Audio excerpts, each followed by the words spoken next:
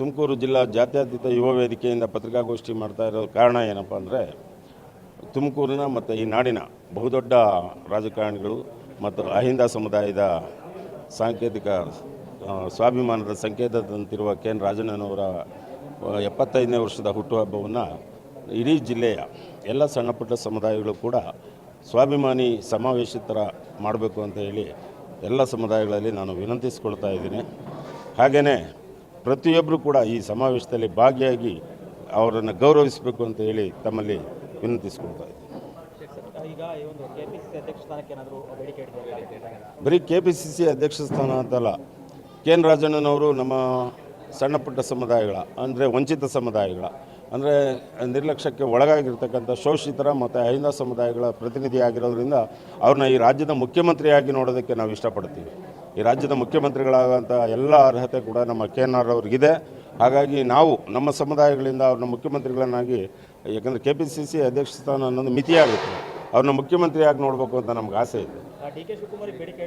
D K ಶಿವಕುಮಾರ್ದು ಪಕ್ಷದ್ದು ಇದು ಯಾವುದಕ್ಕೂ ಕೂಡ ನಮಗೆ ಸಂಬಂಧ ಇಲ್ಲ. ನಾವು ಪಕ್ಷೇತರರು, ಪಕ್ಷಕ್ಕೂ ನಮಗೂ ಸಂಬಂಧ ಇಲ್ಲ.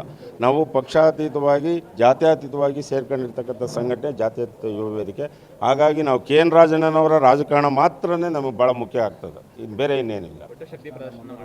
ಶಕ್ತಿ ಪ್ರದರ್ಶನನೇ ಅಂದ್ಕೋಬೋದು ಇದನ್ನು. ಯಾಕಪ್ಪ ಅಂದರೆ ನಾವು ಅಸಂಘಟಿತ ಜಾತಿ ಜನಾಂಗದವರು ನಾವು ಒಂದು ಪ್ರತಿನಿಧಿಯನ್ನು ಕಂಡುಕೊಂಡಿದ್ದೀವಿ. KNR ಮೂಲಕ ನಾವು ದೇವರಾಜ ಅರಸು ಅವ್ರನ್ನ ನೋಡ್ತೀವಿ, ಸಿದ್ದರಾಮಣ್ಣ ಅವ್ರನ್ನ ನೋಡ್ತೀವಿ. ಹಂಗಾಗಿ ನಮಗೆ ಇರ್ತಕ್ಕಂಥ ಒಂದು ಪ್ರತಿನಿಧಿ ಅಂದರೆ KNR ಒಬ್ಬರೇ. ನಾವು ಎಲ್ಲ ಗೋಳನ್ನ ಹೇಳ್ಕೊಳ್ಳೋದಕ್ಕೆ ಸಾಧ್ಯ ಇರೋದು ಅವರೊಬ್ಬರ ಹತ್ರ. ಹಾಗಾಗಿ ನಾವು ಶಕ್ತಿ ಪ್ರದರ್ಶನ ಮಾಡಲೇಬೇಕು. ಅನಿವಾರ್ಯವಾಗಿ ಬೇರೆ ಬೇರೆ ಸಮುದಾಯಗಳು ಅವರ ಶಕ್ತಿ ಪ್ರದರ್ಶನ ಮಾಡಿದಾಗ ನಾವು ಎಲ್ಲ ಸಣ್ಣಪುಟ್ಟ ಸಮುದಾಯಗಳು ಕೂಡ ಒಂದಾಗಿ ಕೆ ಎನ್ ರಾಜಣ್ಣವರಿಗೆ ಶಕ್ತಿ ತುಂಬುವಂಥ ಕೆಲಸಗಳನ್ನ ಮಾಡ್ತೀವಿ.